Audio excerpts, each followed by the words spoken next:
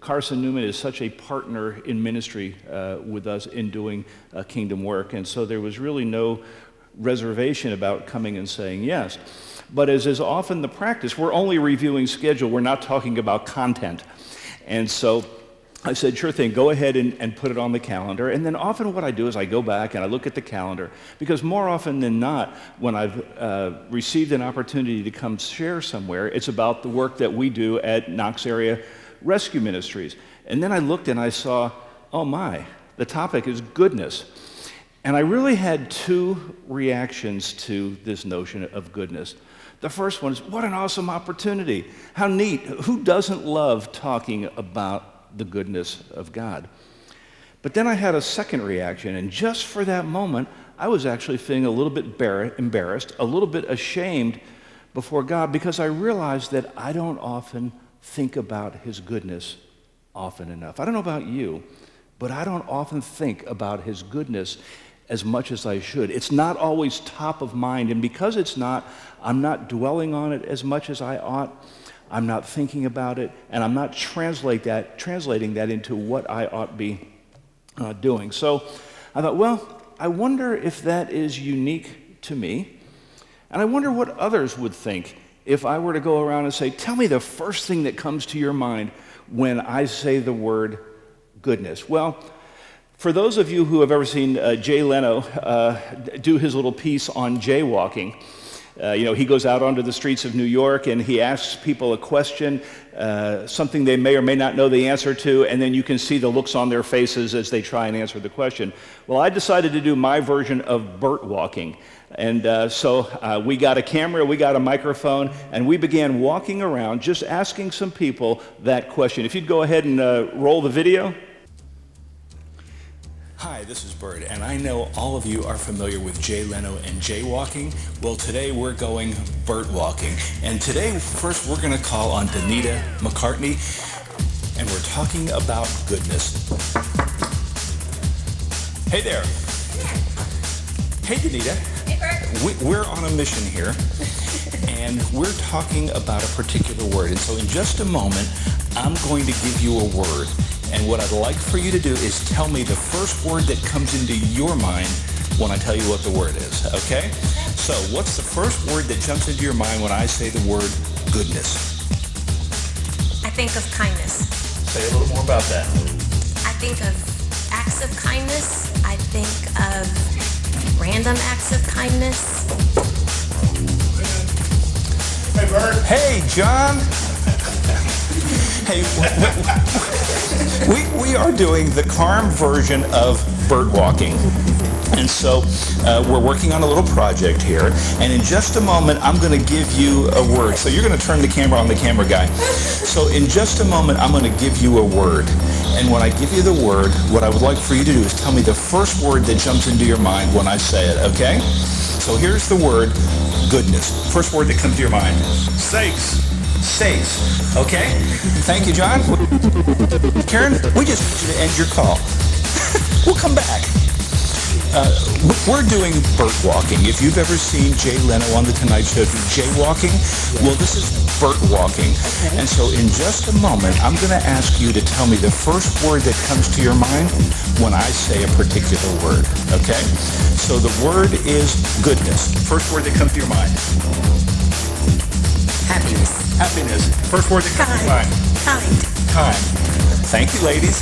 So I'm going to give you a word, and once I give you the word, I just want you to give whatever top of mind word pops into your head, and the word is goodness. Peace. Peace. The word is goodness. And mercy. And mercy. Say a little bit more about that. I don't know, isn't that like an old song? A hymn.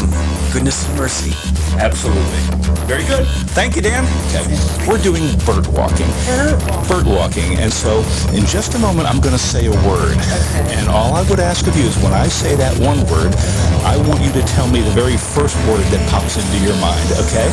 And the word is goodness. Gracious. Thank you so much. The word is goodness. Gracious. Gracious. Okay. You want to tell us why that word popped into your head? It's a common saying. Okay, very good. Thank you, Matthew. All right. We'll see you. Hi, Keisha. I'm Bert. Keisha, the word is goodness. What's the first word that comes to your mind? God, God. Why is that? because he's full of goodness and mercy. Thank you so much. God bless you. God bless you. Word is goodness. What comes to your mind? God, God. Why God? because that is where goodness comes from. Hey, Guy, how are you? This will be a quick moment. Come on out. All right. Have you ever seen the Tonight Show with Jay Leno when they do something called jaywalking? Maybe. Okay, well, we're doing Bert walking. Okay. And so we're going around today, and we're asking people to say the first word that comes to their mind when I say another word. Okay. Okay, so I'm going to give you the word, and then I just want you to say the first word that comes to your mind, okay? The word is goodness. Carm. Hey, we'll take that. How come Carm? Because we have lots of good things that happen here. So, and we reach out to other people with goodness. Amen. Thank you so much. All right. See ya. Just when we thought we were done, more unsuspecting culprits come along. Okay. The word is goodness. God. We're now heading into the Carm Kitchen where more than 1,000 meals are served every single day to talk to some of the folks in here. Let's go.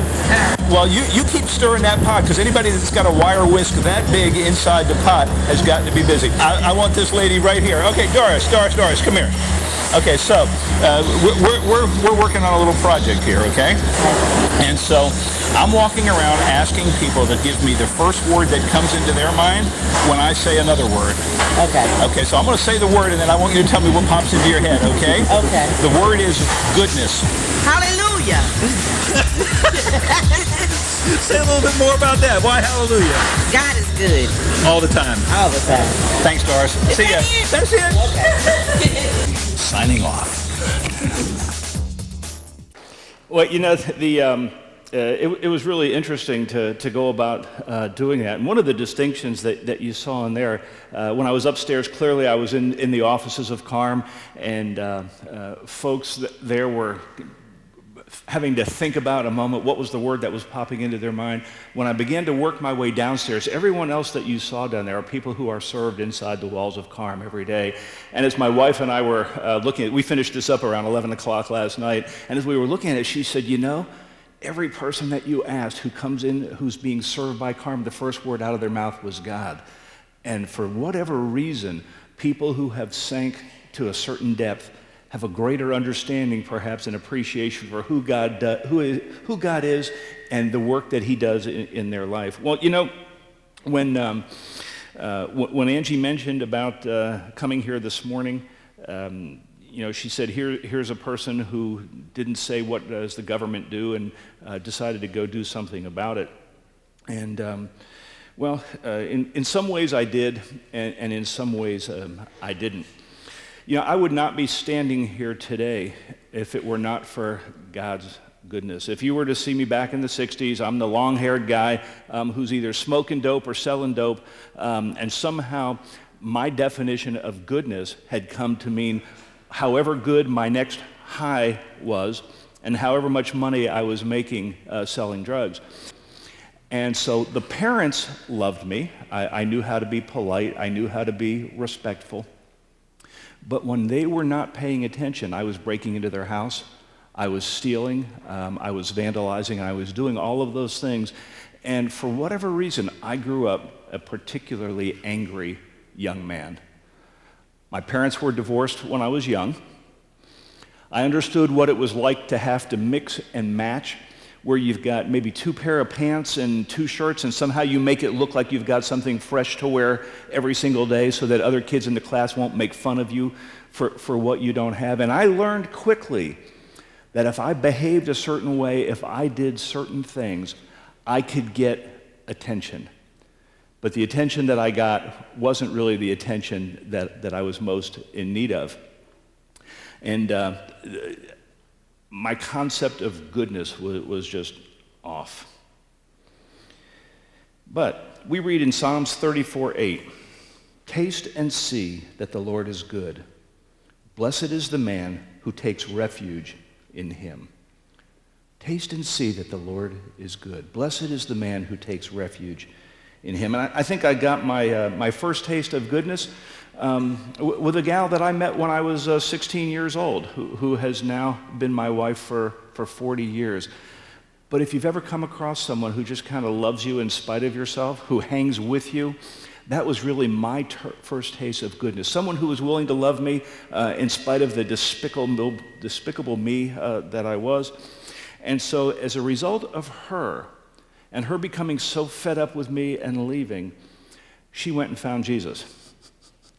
And she came back and told me about Jesus and was instrumental in leading me to commit my life to him in 1973. The drugs went away, the hair that was halfway down my back went away, and I began to clean up my act a little bit. But make no mistake about it, coming to Jesus did not suddenly make me good, nor did it suddenly make me clean, other than the fact that he washed the dirt away and made me white as snow. Life has never been the same, but it's been a journey, and the journey can really be captured, and I did not know it at the time. It's really in the 9th chapter of the book of Numbers. Let me read for just a second and then paraphrase the rest of it. It's talking about the cloud above the tabernacle, and what we read here is this: whenever the cloud lifted from above the tent, the Israelites set out. Wherever the cloud settled, the Israelites encamped. At the Lord's command, the Israelites set out, and at his command they encamped. As long as the cloud stayed over the tabernacle, they remained in camp.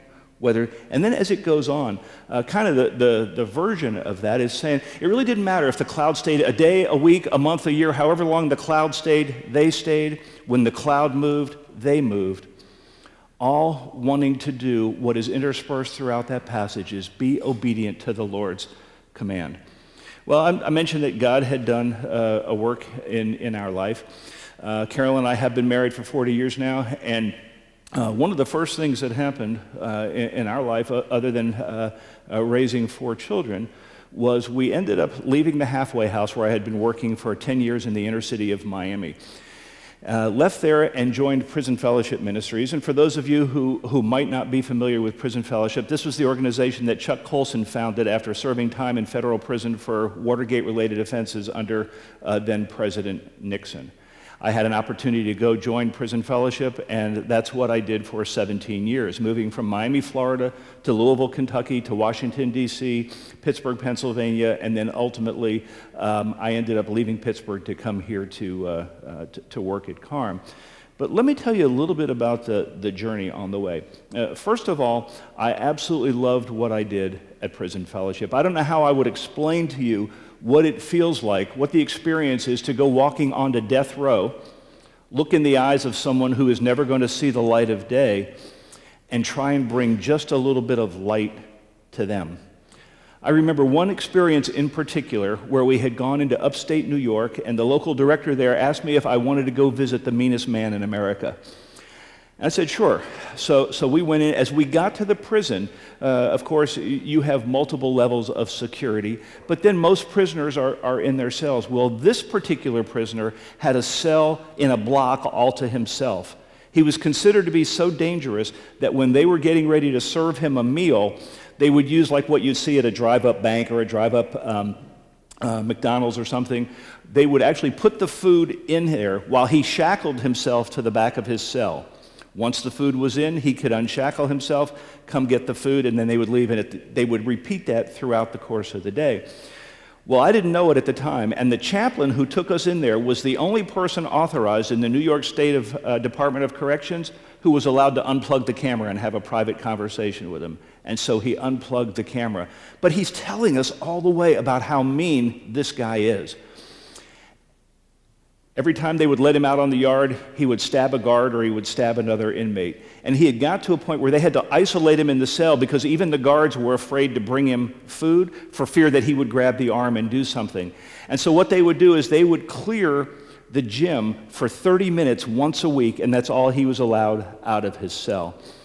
So now it's painting the picture of what this guy is going to look like. And I don't know about you, but I'm picturing, 6'6", 280 pounds, one tooth missing and the other one gold. I mean, I just had this picture in my mind of what the meanest man in America is going to look like. And when we got there, he was 5 foot and 150 pounds. I thought, how could this guy be the meanest man in America? And he went on to tell us about his journey. And just to fast forward a little bit, we had a conversation, and what you could see all around his cell were the books that he had been studying all those years. And so we went through our visit, and it was very clear that he had come to know Jesus while he was in there. And when we were getting ready to leave, my coworker said, would it be okay if we prayed with you? And he said, yeah, that would be wonderful. And he said, how should we pray? And he said, just pray that I would remain faithful to God and that I would never forget his goodness. I thought, man, this guy's sitting in a cell. He's never going to see the light of day. And his prayer wasn't for my release. It wasn't for more time on the yard. It was just pray that I would better understand God's goodness and remain faithful to that. Well, now I'm coming towards the end of 17 years at Prison Fellowship. And as I said, I absolutely loved what I did. Excuse me.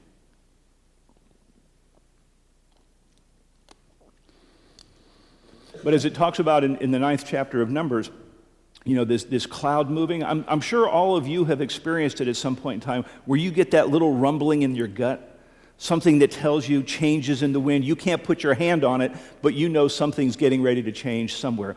Well, that's what was going on inside of us. And because Carolyn and I had prayed, God, we just want to be doing what you want us to do, wherever it is you want us to do it. If you're moving our cloud, just help us see where you're moving.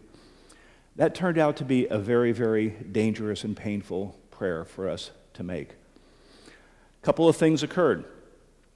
One is, it was the day we got the phone call. Carolyn had not been feeling well for quite a while, and the phone rang. The doctor that she had gone to see for some tests said, I need to see you in the office right away. We've got a problem. And it was there that we sat there, and the doctor said, Carolyn has cancer. Well, cancer had never hit our home, and I don't know about you, but for me, cancer was synonymous with death. You simply do not survive cancer. And while I had heard the stories of others who proclaimed about being healed from cancer and how their life went on, everyone I knew died. And for me, that meant Carolyn was going to die. If Carolyn were here today, she would say that I pronounced her dead on arrival, and she wouldn't have been too happy about that. But only by God's design would we have been able to have a nurse who lived 2 doors down, who had now just become the assistant to a brand new oncologist who had moved to Pittsburgh, who was ranked number 3 in U.S. News and World Report as the number 3 oncologist in the country. He wasn't taking any patients, but he took Carolyn. Blessed is the man who trusts in the Lord, who finds his refuge in him. My world was shattering. I was not interested in God's goodness, but I had to be reminded, blessed is those who taste and see that the Lord is good. Well, they operated, they got all the cancer. Carolyn has been cancer-free ever since and has never had to go through anything like that again. Well, but for us now, suddenly we were sensitized to what happens when cancer hits your house. The trauma with me, the trauma with Carolyn, the trauma with our children who wondered what was in store. And it's, God, do you want us to leave here? Should we go work for the American Cancer Society and go do something else? Well, that wasn't it. Fast forward a little bit. It's October of 2000. I'm sitting in an Applebee's restaurant with one of my prison fellowship coworkers, and my cell phone went off. And as I would if I were sitting down with you, I ignored the cell phone so that I could continue paying attention to the person that I was having lunch with. Well, it rang again. I ignored it again. And it rang a third time. And finally I said, okay, I better pick this up. And once again, this voice on the other line, is this Bert Rosen? Yes, it is. This is Allegheny General Hospital. We think you better get down here right away. We've got your wife in the emergency room, and it doesn't look very good. And so my office was right across the street. He walked across over. I head down to the hospital. And there was Carolyn laying on a stretcher, bloody, black and blue from head to toe, her head immobilized on the stretcher to avoid any further trauma. Carolyn's a diabetic. She had passed out at the wheel on the Pennsylvania Turnpike. When she passed out, her foot involuntarily hit the accelerator, which they say took her to somewhere around 90 miles an hour. That's what they guessed. Only by God's grace did she not hit anybody. But there's this one exit, it's the Irwin exit on the Pennsylvania Turnpike, where as you come to the exit, you actually have to circle back around this way, and there's this large grassy hill that makes up part of the exit. She hit that hill at 90 miles an hour, they estimated, which then took her up the hill and turned it into a launch ramp. When we went back later to visit, those who take tolls at the turnpike said they saw our little block Honda Accord flying up over the interstate, over the Mack trucks that were coming in on the other side. And I'd always said, Carolyn, if you want to try out for the Dukes of Hazzard, there's an easier way to go about doing that. Well, now they had to cut her out of the car, life flight her to Allegheny General, and now I've walked in and I see her sitting there, as I said, with her head immobilized. The doctor asked me to step outside for a second. He said, we're going to do absolutely the best we can, but we're not making any promises. I went back in, stood with Carolyn, regained my composure as best I could, but I began to picture Carolyn not surviving this at all. Taste and see how good the Lord is. Blessed are those who take their refuge in him. Well, what unfolded was going from the emergency room to the trauma unit, from the trauma unit to the rehab hospital, from the rehab hospital home, where for 2 years Carolyn was bedridden. She had to wear something they call a TLSO brace, which is sort of like a clamshell. It clamps on in the front and the back to keep her immobilized, and the only time she was able to take that off was when I would bathe her. Well, now we're picturing life with Carolyn being handicapped forever. Well, by God's grace, that did not turn out to be the case. They operated. Carolyn is now probably about 1/3 titanium. We joke about her being the bionic woman because we can rebuild her, we can make her better. And if you were to see Carolyn today, you would not notice the limp. You would not notice the chronic pain that she lives with. But once again, God was saying, I've sensitized you to something. You know, I never realized how difficult it was. I mean, I could picture it, but I never really got it in the way that you get it when it hits your house. The same way I understood the trauma that comes with cancer, but not the way I understood it once it hit our house. Well, now the prayer was, God, for whatever reason, you've allowed us to survive this. Carolyn has come through. Our eyes have been opened. Our hearts have been touched. We have a new understanding of your goodness in a way that we didn't have before. And is it time to leave Prison Fellowship and go with Johnny and Friends or one of those ministries that works with folks? Because now we were experiencing how difficult it is to go up and down the stairs, what it's like to have to fold the wheelchair and put it in the trunk every day, how frustrating it is when you go to a parking place that's occupied, that's reserved for someone who's handicapped, and someone else is parking there who shouldn't be there, how difficult it is to navigate through the grocery store, the malls. And it's, God, you've helped us see something that we never really grasped quite this way before. Is it time to move on? And again, the sense was no, that's not quite it. Now let me just fast forward again. Carol and I do have 4 children, 2 boys, 2 girls, Matthew, Jeremy, Anna, and Rebecca, and that is the order of their ages as well. Matthew would have been the most entrepreneurial of the group, the most athletically inclined of the group, played football for Oakton High School in Fairfax, Virginia, Fairfax County, Virginia, where he graduated from. And when it came time for making a college decision, Matthew was choosing from Virginia Tech, Penn State, or University of Miami. But since we grew up in Miami and we were Hurricane fans as kids, he always wanted to play for the U. And so he went down to Miami, began working on the Marine Science Lab on Key Biscayne, and that's where he continued to work and go to school until Hurricane Andrew hit. When the hurricane hit, Matthew stayed to help a little while with the hurricane cleanup, and then he said, Mom and Dad, I got to come home. I just can't handle the devastation that's down here anymore. And because most of his friends that graduated from Oakton High either went to UVA or to Tech, he decided to enroll in Tech, and that's where he went for 3 years as a business major, and he was brilliant.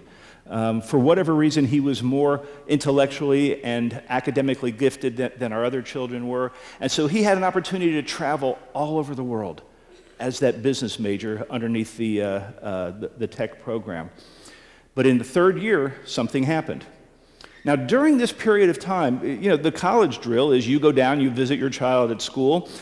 He comes home on weekends, and his prayer is that when he leaves on Sunday to go back, everything will be washed, dried, and folded, all the dirty laundry that he dumped off. But he visited home, and we visited him, and never did we ever sense or suspect that something was going on inside in Matthew until the day we got a letter from him.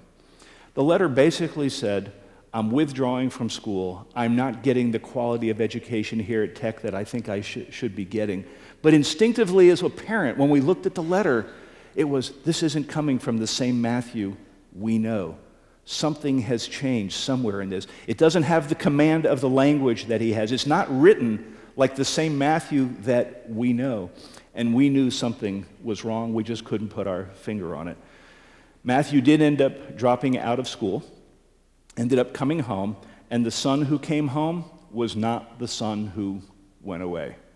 Life had become hell in our house. That's the only way that I could describe it. And you know what it's like in your own life. When you want to avoid something, you just find something else to go do.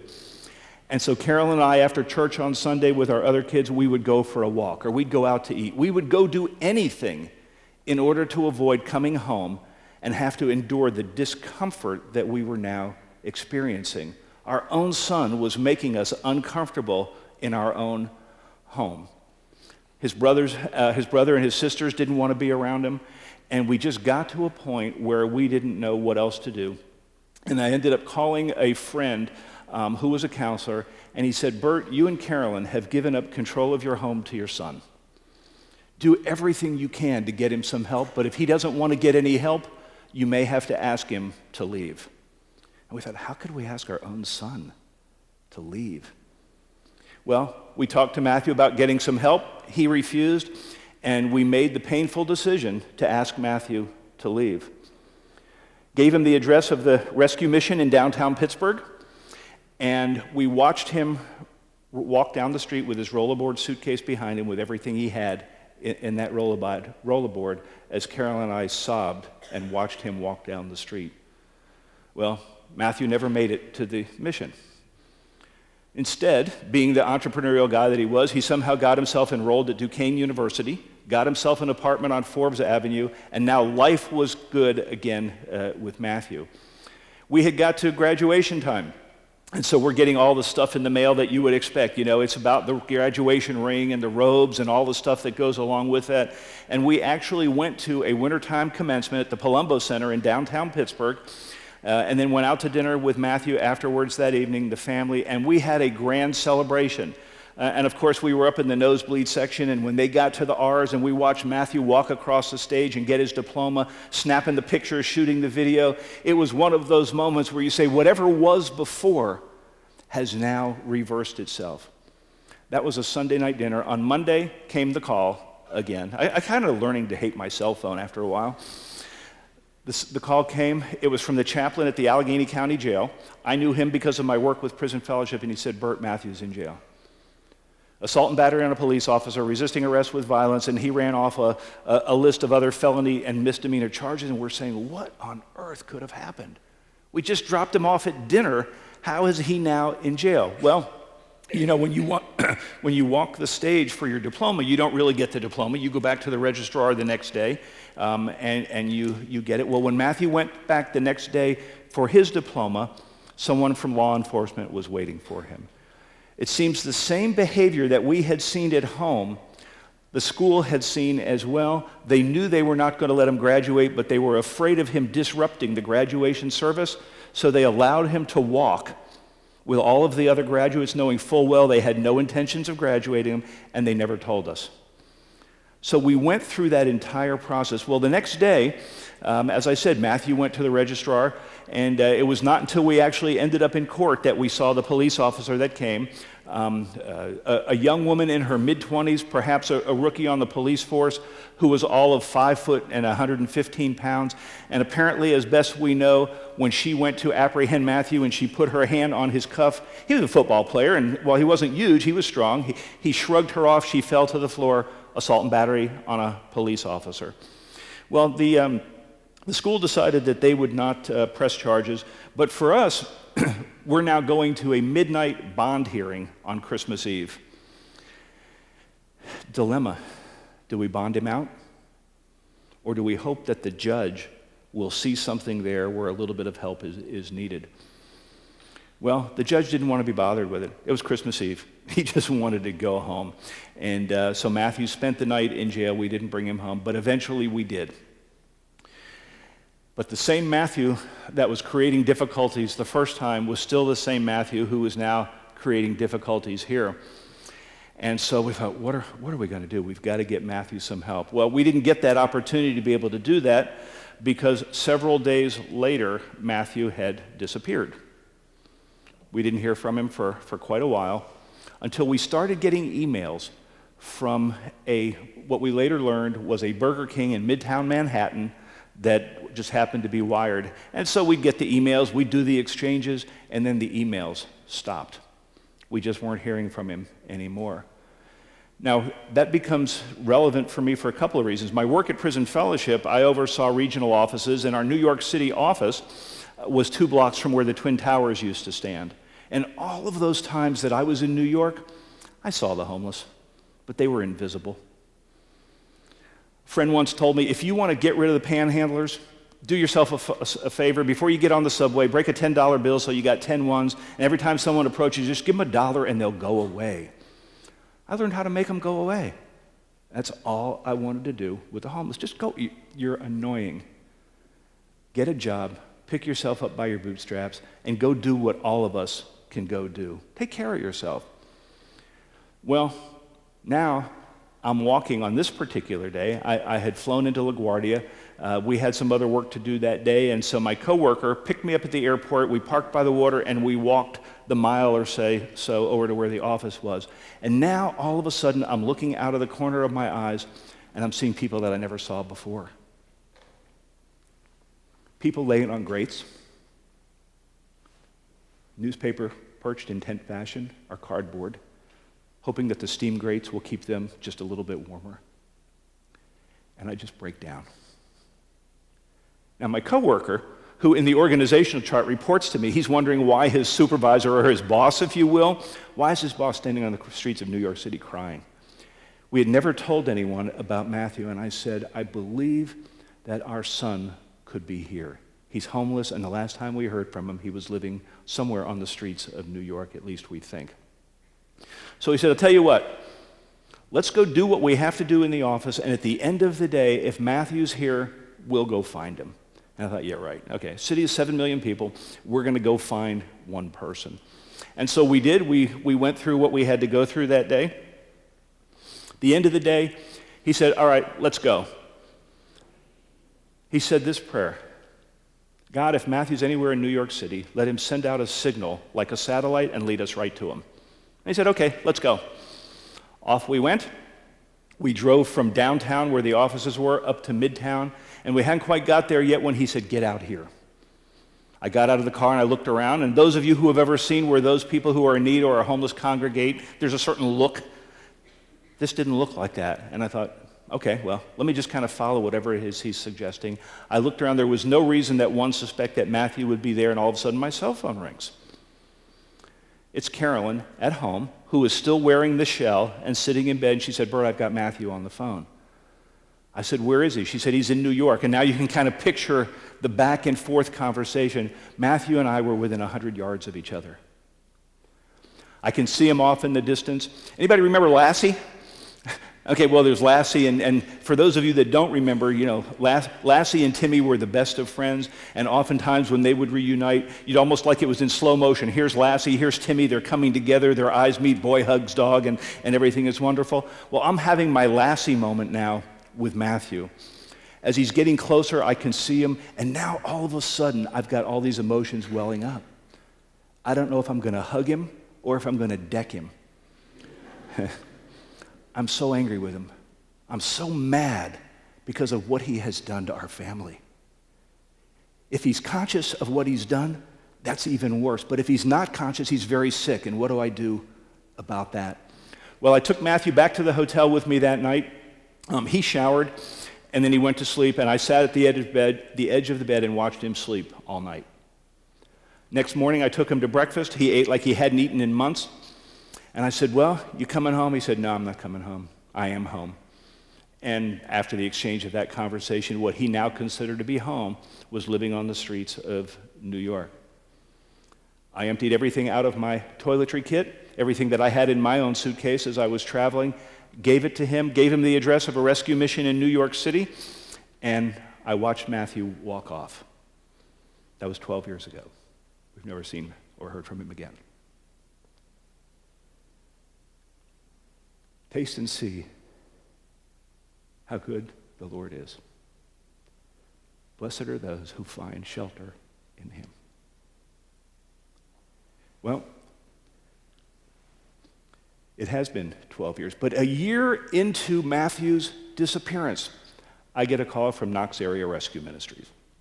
I'm not looking for a job. I love what I do at Prison Fellowship. As I said early, why are they calling me? And he said, Bert, there's this homeless shelter in New York City, in Knoxville, Tennessee, that we think might be of interest to you. Would you be interested in pursuing it? And I said, absolutely not. Knoxville's not on the radar screen. If I'm moving somewhere, I'm going back to South Beach where I grew up, surfing, sand, all that great stuff. That's where I want to go if I'm moving somewhere by choice. And by the way, I have no desire to work with the poor, the needy, and the homeless. And he said, well, would you be willing to pray about it? Oh, shoot. Why did you have to ask me that question? Because if you didn't ask me to pray about it, I'm off the hook. But now that you've asked me that, I'm obligated to say yes. And so I did. God, if you want Carol and I to move to Knoxville, we will, but we know you don't want us to. Thank you very much. Amen. And off we went. You know those kind of prayers. So they called. No resume, no nothing. I wasn't being arrogant. I just loved what I did at Prison Fellowship, and I wasn't looking for a job. And so came up for the first interview, went home, came up for a second interview, went home, came for a third interview, went home, and they called and asked if we would be willing to move to Knoxville, which we did. We had already talked it through with our other children, and they were all adults and had lives of their own. They were going to stay exactly where they were. So Carolyn and I moved up here with a bed, a sofa, and a kitchen table, and that began our work at CARM. And I thought it was difficult getting to that spot, but now I was getting ready for a new difficulty. You see, at CARM, we serve 1,000 meals every day. On the busiest times of year, it's up to 1,500. We're home to anywhere between 350 and 500 people every single night. The people on the streets that most people don't want to have anything to do with, the ones that I never wanted to have anything to do with, but just maybe, if my son, who came from what I would consider to be a reasonably decent, not wealthy, but a reasonably decent middle-class family, that loved him and cared about him, who had everything going for him. If my son could end up homeless on the streets, then just maybe I was looking through the wrong lens of who people were. Author Tim Keller, in a number of his books where he's written Generous Justice and some others, he says that what you and I do is we make a distinction between the deserving and the undeserving. The deserving are those ones that are worthy of our benevolence. They're worthy of our goodness towards them because look at them. It's a spouse who's been abused. It's someone who lives in the poorest of communities who, beyond anything in their control, they're not in a position to do something about it. Who doesn't want to bestow goodness and benevolence towards them? But he said it's the undeserving where we make the judgment call, and that you and I, whether we like it or not, we look at people and we decide who is worthy, who isn't, who's deserving, who isn't. And then Keller says, shame on us. When we look and see what God's goodness and graciousness has been towards us and how deserving we are, how could we possibly not take that and do something towards others? Well, so now here I am at CARM, and here's my dilemma. We serve those meals, we house all those people each night, and I can't go downstairs and look at any of them. So I sit in my office, I shuffle paper, I try and learn who our volunteers are, who our donors are, all under the ruse of wanting to be the new CEO of an organization that's been around for nearly 15 years, and I have to know these things, but all the while I was hiding in my office. I couldn't go downstairs and look at the face of anyone who was walking in the door because for me, everyone was going to morph into the face of Matthew, and I just don't think that I can do this. And so it was, God, what have you done? What have I done? Did I hear you wrong? Did I miss something somewhere? What sin have I committed that you would send me here with my wife and make us endure this? I got to go see if I can go back to prison fellowship. I've made a gross mistake. But then there was this little moment where suddenly I thought, okay, I need to do something here. And I began to walk the streets, really with a couple of things that were in my mind. There's a book written by Rich Stearns, The Hole in the Gospel. Rich is the CEO of World Vision, and he tells his story of how he got to World Vision. And when he was making his first trip, he inscribed inside his Bible, God, let my heart be broken by the things that break your heart. And so part of my prayer was, God, let that be mine as well. Let my heart be broken by the things that break your heart, the poor, the needy, the disenfranchised. And then I was reminded of a quote. Someone once asked St. Augustine, what does love look like? He said, it has the eyes and the ears to see and hear the worries and the cries of its fellow man. That's what love looks like. And so I began to walk the streets saying, God, let me see with your eyes, hear with your ears, and feel with your heart whatever it is that I'm supposed to be able to understand here. And it was as if I heard this little small voice that said, Bert, I gave you some gifts and talents when I created you. You've had an opportunity to walk around some amazing people, but in order to do this work, you could only do it if your heart was broken. I was the guy with the broken heart, who for whatever reason, God has been able to shape into something that can make some difference in some other people's lives. And Carol and I have come to a place in our own life where we have had the opportunity to taste and see how good the Lord is and take refuge in him. And we often go back to that spot in Daniel, where he was getting ready to be thrown in the lion's den, and sort of was, I know my God is able to deliver me. But even if he doesn't, for Carolyn and I, it has been, we know that God is able to bring Matthew home. We don't know if he's dead or alive, but even if he doesn't, we will continue to take refuge in his goodness. And so now I get the privilege of serving at CARM every day. I have been there now for going on 11 years, and we've just had an opportunity to see people's lives changed in dramatic ways.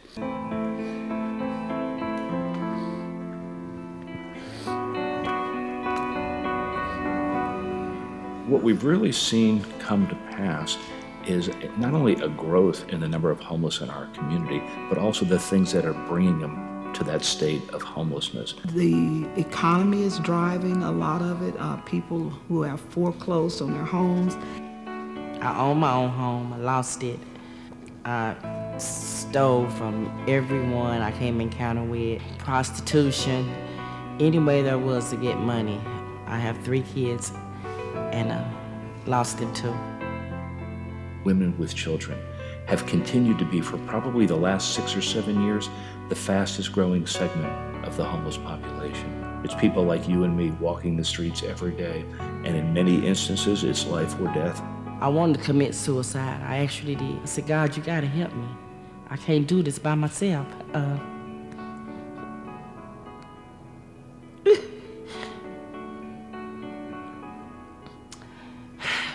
I had no family in there. Had no money. I couldn't call home. And I knew my kids were separated. And I said, God, you gotta help me. The bad news is people are hurting, they're lonely, but the good news is we're right here on the corner of Broadway and Magnolia, as we've been since 1960, saying here is a place where you can see Isaiah 58 lived out, where the chains of injustice are loosed. We're not often the first place, but when people know there is no hope, there is nothing left, send them to CARM.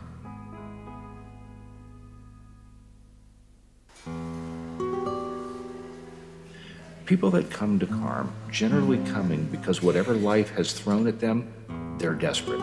I've slept in abandoned houses, cars, anywhere I could lay my head, in the snow, freezing snow. Rescue is that initial response to whatever crisis you're facing. You've got an emergency on your hands. You need someone who can give you the immediate relief you need to get you out of the immediate danger that you're facing. Rescue consists of 3 hot meals a day, shelter. CARM provides those services that are absolutely essential to get a person out off the streets and begin the road to recovery. We don't turn anyone away. We try to find a way, even if it's a new situation for us. Once I've been plucked out of the sea, if I'm drowning, and they've got me on the ship, now they can begin to take that next step. And for us, it's bringing those relationships around that. One of the things that it makes us really different, relationships are very big here. Relationships are built, and they're the vehicle leading you towards restoration. Through the efforts of our staff and volunteers working with our guests and consistently being there, it becomes almost like a family. I had a cousin working here at Corn. She said they got a culinary arts class opening up. I'm like, here I am in my 50s, what I look like going to school, you know. I said, but I have nowhere else to turn. So I got in the culinary arts class, and Miss Tracy kept telling me, Doris, you can do this. I'm like, she said, we're gonna have a test. I'm like, I can't pass a test. She gave me confidence and said, yes, you can do this. There's nothing like sitting down and hearing them tell you their story and working together towards a goal, towards a plan to come out of the situation that they're in. So we become partners. And I don't care who I talk to in Corn, from Mr. Bert all the way down to housekeeping, if you want them to pray with you, they would always stop and encourage you. When I wanted to give up, they wouldn't let me give up. They accepted me for who I was. I believe that it's the relationships that give them the strength to move forward to restoration. So without that, you can have a program and you can have a certificate, but you can still walk out bankrupt. Relationships make all the difference. Restoration is that piece that you will reclaim your life with your Creator, your community, and your family. When I passed that test, I felt confidence building back up. And I'm like, God has got to be opening this door. So when this restoration process begins, this person who has been broken in every facet now begins to see life reclaimed. Come opened the door and they gave me a start. It gave me a chance to pull myself out of that hole.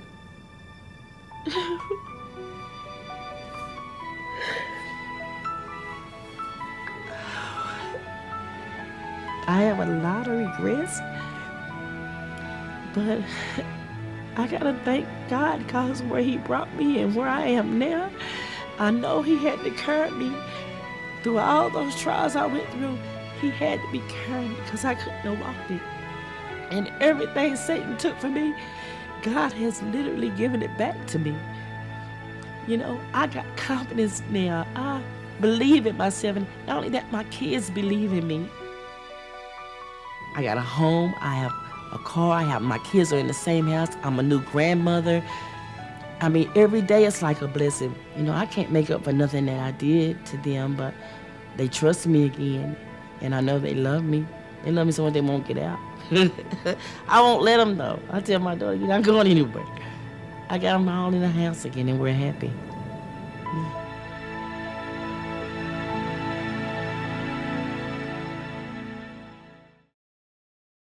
You know, number one, good is a standard. You take the sip of water and you say, that was good. So God looked at what He made and said, it was good. Then there's God's goodness towards you and me. Surely goodness and mercy shall follow us all the days of our lives. And then in Micah 6:8, you read, He has shown you what's good. What does God require of you? To do justice, love mercy, walk humbly with your God. You sitting here this afternoon, first of all, thanks for your patience and for your attention and for the privilege of being here with you today. You have an amazing opportunity. Just the fact that you are here is an indicator of God's goodness towards you. And while He is good towards us, and in order to enjoy the fruits of what he bestows on us, you're not required to go do something. It flows naturally from someone who has experienced his goodness.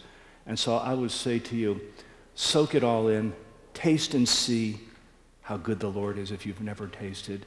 And once you've tasted, go do for others what he's done for you.